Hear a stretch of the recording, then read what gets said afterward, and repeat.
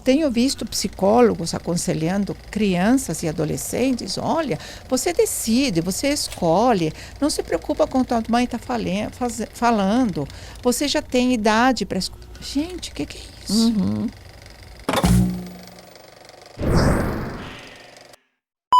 Você falou, né, que muitas pessoas ainda te procuram e falam, poderia ter, né, um aconselhamento da Super Nanny nos dias de hoje.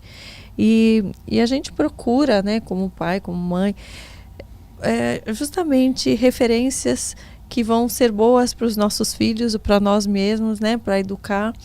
E é muito difícil de encontrar, né, na televisão, no YouTube. Cada vez mais eu percebo a banalização, né, da infância, da adolescência, como se a gente não precisasse mais, né, educar, coordenar. Você percebe isso na televisão, nos canais de internet, de como está sendo usado, né, de forma errônea, né, o aconselhamento para levar os adolescentes para caminhos errados? Eu acho que as pessoas procuram. Na verdade, o que eu tenho entendido em todo esse tempo é que as pessoas procuram uma solução pronta, sabe? É como eu falo para eles, uma receita de bolo, sabe? Você faz assim, assim, assim e vai dar certo. Uhum. Só que isso não é 100% verdadeiro porque a gente está lidando com pessoas. Tá? Uhum. Então, se eu tenho 2 filhos e aplico o mesmo método, muito provavelmente vai ser diferente um do outro. Por quê? Porque são pessoas diferentes. Uhum. Então, eu tenho que pegar os princípios dessa orientação, desse aconselhamento e aplicar conforme as circunstâncias. Uhum. Por que eu estou te falando isso? Porque hoje tem muita gente aconselhando, muita gente dando, como se chama, escrevendo livros de autoajuda, sabe? Que parecem ser receitas mágicas para você resolver os problemas.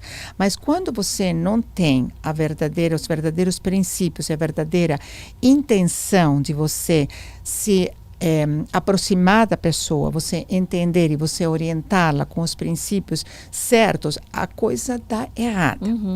Então, se eu tenho princípios, eu tenho conceitos do mundo, eu vou te aconselhar de um jeito. Se eu tenho princípios de Deus, eu vou te aconselhar de outro jeito. Sim. Então, quando os pais me pedem orientação de algum psicólogo, alguma coisa para as crianças, eu tenho muito cuidado com isso.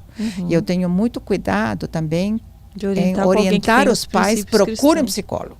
Sim. Porque eu vejo, sabe, crianças que estão indo em psicólogos, e hoje os pais estão colocando os filhos em psicólogos, em psiquiatra com 7, 8, 10 anos, gente.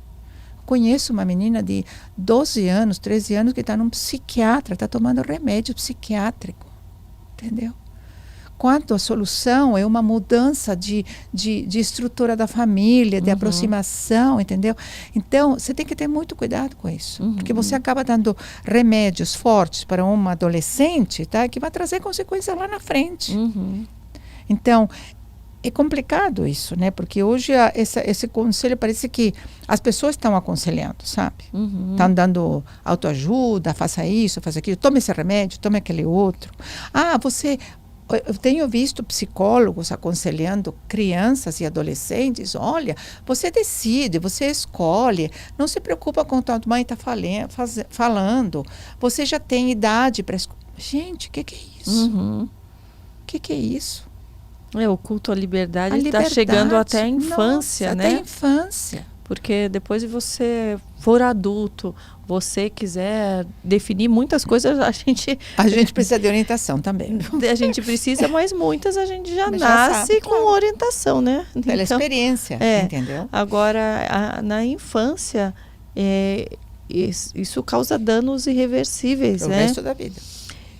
Mas o que eu estava falando assim, com relação à televisão, eu não vejo mais programas como havia, né? Orientando de uma forma consciente, né? Existe muito programa para distrair, até para desorientar, principalmente, né? Como se fosse natural e legal uma criança de 4 anos rebolar até o chão, usar um vestido mais curto do que, né?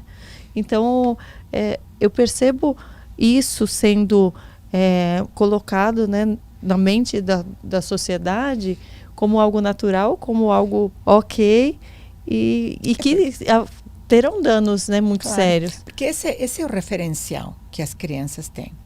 Porque pensa bem, qual é o referencial das crianças? A gente está falando até agora. São e os adultos pais. achando o máximo, engraçado, rindo, achando incrível. Exatamente. O referencial das crianças quais são? Os pais. Só que hoje, os pais, como não estão com as crianças têm outros referenciais. Da internet. Porque se você não está com teu filho, alguém está com teu filho. Tá? Alguém está com teu filho.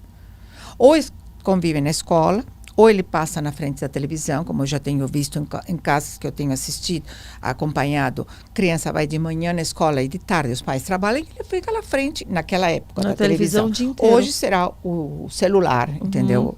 O YouTube, enfim. Então, se você não está, alguém está. Qual é esse referencial que nós temos? Exatamente isso que você está falando, entendeu? Então, o que acontece com o referencial? Você imita o referencial. Por que é um referencial? Entendeu? Então, aquilo que você vê, você imita. Como que a criança aprende a comer? Porque ela vê o pai e a mãe comendo, usando garfo e faca, entendeu? Então, a criança não come com a mão. A criança instintivamente come com a mão, quando ela é pequenininha. Mas ela aprende porque ela vê o pai e a mãe comendo com faca, com garfo, entendeu? E aprende. A mesma coisa é comportamento. Comportamento é igual. Se meu referencial é alguém, como você falou, com a blusinha até aqui, com o bumbum todo para fora, rebolando e fazendo... Quer dizer, é isso que eu vou aprender. Sim. Por isso é que hoje a erotização está muito presente nas crianças. Por isso as meninas estão menstruando mais cedo. Tem crianças com 9 anos que estão menstruando.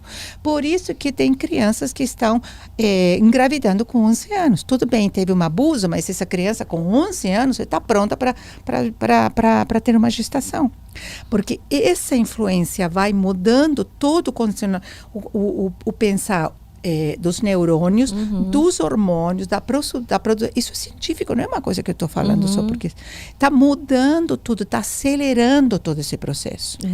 Entendeu? Então, as crianças estão começando muito mais cedo, porque referencial é exatamente isso.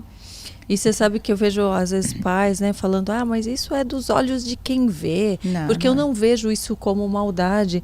Mas o mundo está vendo...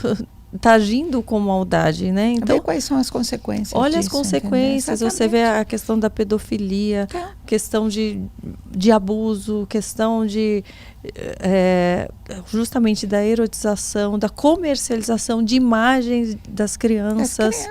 E os pais achando, é besteira, vocês que são crentes, que são tudo maluco, vocês que veem maldade. Radicais, vocês são radicais. Vocês radicais veem maldade em tudo. Mas olha o que está acontecendo por trás, são dados, são números, são casos, né, que quando acontece todo mundo se choca, quando aparece lá no jornal, né, nossa, que absurdo, e no momento seguinte a pessoa está expondo o próprio filho a algo que vai gerar aquilo, que pode gerar aquilo futuramente, e a pessoa não percebe.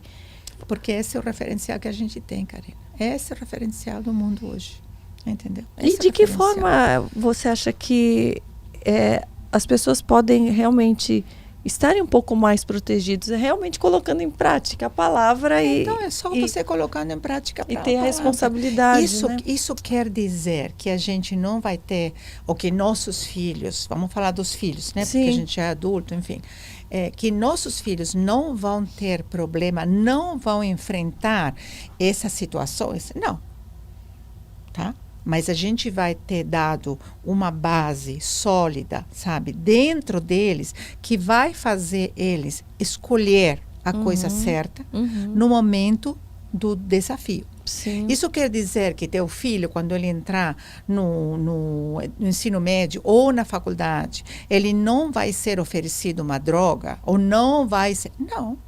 Só que ele vai estar formado no seu interior tão forte que ele vai saber, olha, isso aqui não quero, porque não é bom para mim, entendeu?